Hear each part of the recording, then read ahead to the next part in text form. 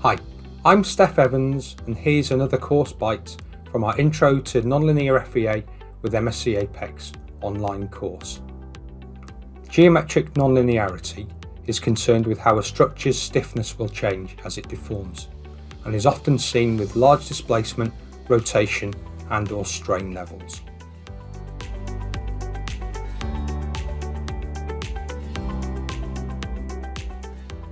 Linear analysis assumes small displacement and therefore no change in stiffness as load is applied. If the loading and resultant displacement is large, then the shape change and its impact on the overall stiffness must be considered.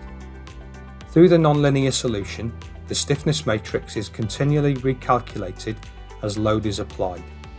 This allows the internal load distribution to update based on the deformation.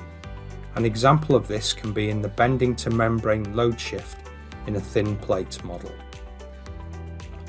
Remember, we've got free trials of all our courses and there are free versions of Apex to allow you to follow the tutorials at your own pace. Just follow the link to see a full list of our courses and we hope to see you on a course really soon.